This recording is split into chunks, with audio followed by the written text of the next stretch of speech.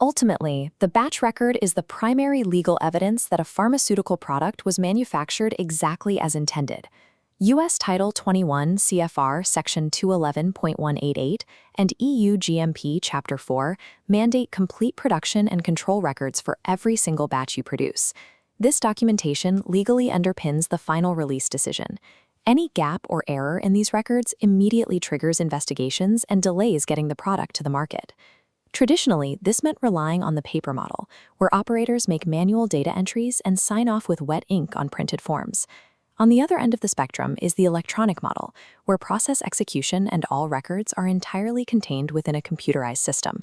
Good manufacturing practice regulations do not legally mandate any single model.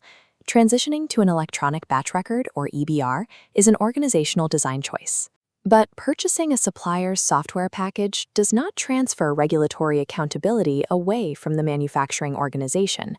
You remain responsible for the data. To transition safely, you need a cross-functional effort.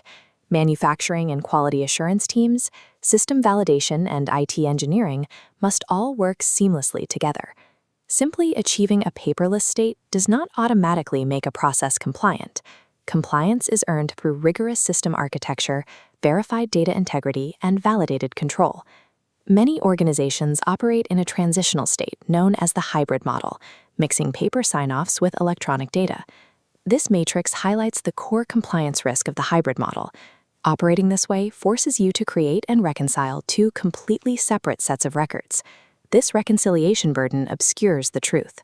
During an inspection, it becomes dangerously unclear which document serves as the true master record.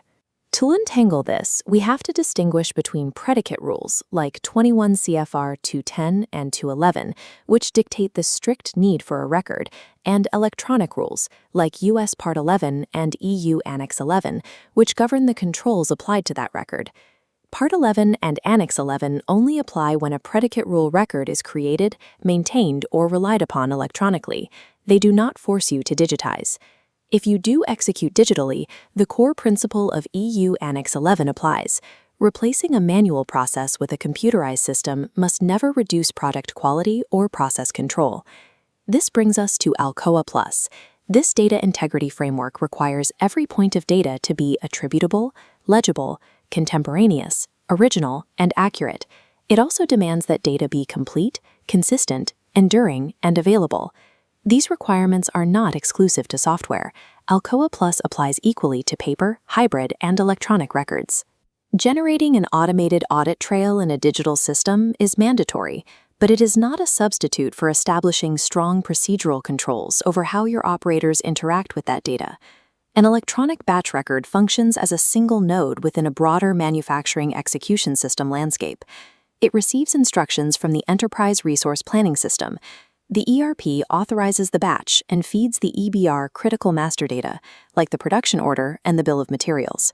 On the testing side, the Laboratory Information Management System serves as the authoritative source for test results, sending analytical data and quality status directly into the batch record. Finally, equipment asset systems provide necessary operational context, verifying calibration and cleaning status before any machinery is used. This interconnected architecture introduces a specific risk. As data moves across these interfaces, it can easily be lost, altered, or duplicated. You must protect this data on the wire through encryption in transit to prevent interception or tampering as information travels between systems. The architecture must also be designed to detect and flag gaps immediately if an expected value from a peripheral system is not received.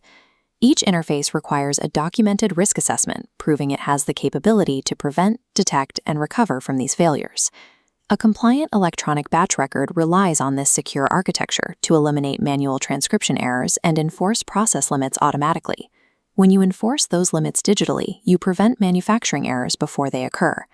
Inline checks and enforce sequences block operators from executing an invalid step. This checklist demonstrates a material exception. The system triggers an error when a dispensed lot is the wrong type, expired, or in a quarantine status. Similarly, an equipment exception triggers if a unit is marked unavailable, out of calibration, or not qualified for use. These exceptions act as system hard stops, protecting the batch from unapproved inputs or tools on the factory floor.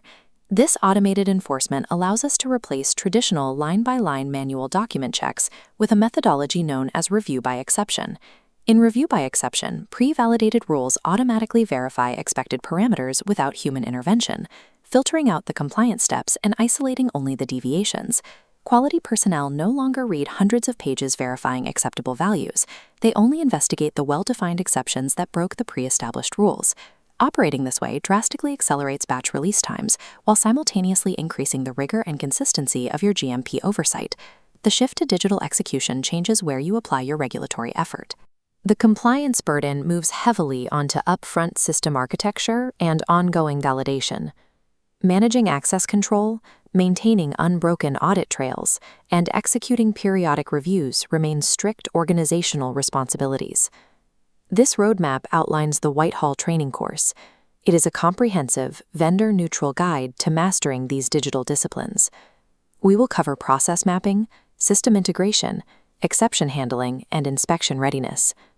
These concepts will be illustrated practically throughout the subsequent modules, using the fictional North Star Biologics case study.